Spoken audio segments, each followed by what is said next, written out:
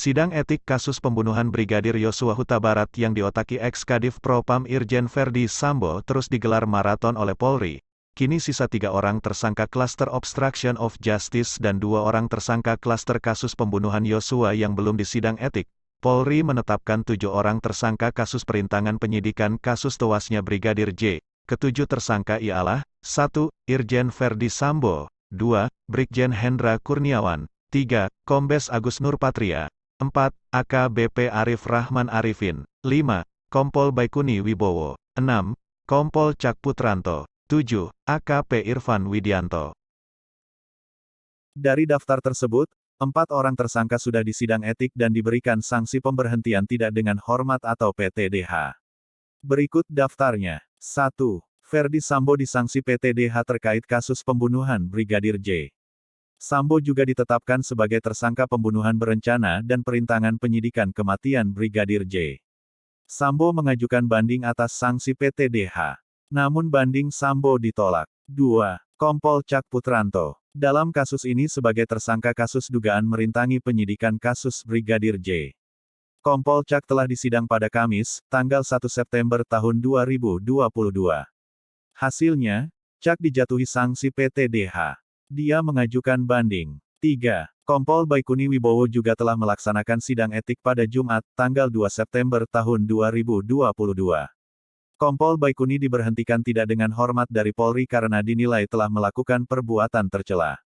Baikuni juga mengajukan banding. 4. Mantan Kaden Abiropaminal Divisi Propam Polri Kombes Agus Nurpatria juga diberhentikan dari Polri karena ditetapkan sebagai tersangka obstruction of justice kasus pembunuhan Brigadir J. Kombes Agus disebut membuat permufakatan dalam melakukan penghalangan penyidikan ini. Dengan demikian, tersisa 3 orang yang belum disidang etik di klaster obstruction of justice.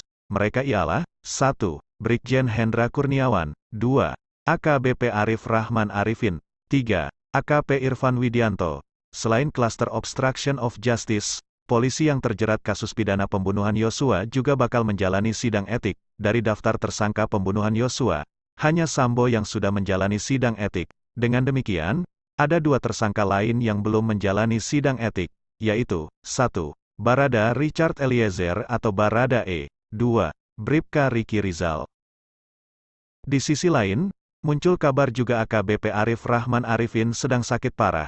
Ketidakhadiran AKBP Arif Rahman yang juga sebagai saksi kunci membuat sidang etik mantan Karo Paminal Divisi Propam Polri Brigjen Hendra Kurniawan ditunda. Kadif Humas Polri Irjen Dedi Prasetyo mengatakan sidang etik Brigjen Hendra bakal dilanjutkan pada pekan depan.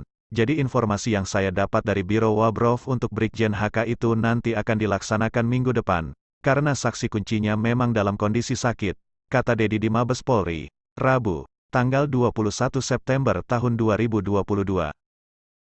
Dedi mengatakan pihaknya mesti menunggu AKBP Arif Rahman tersebut kembali sehat. Dengan itu, sidang kode etik Brigjen Hendra bisa digelar. Tentunya kita harus menunggu dulu sampai dengan kondisi yang bersangkutan sehat, karena salah satu persyaratan untuk bisa dihadirkan dalam sidang kode etik saksi harus dalam kondisi sehat, ujarnya.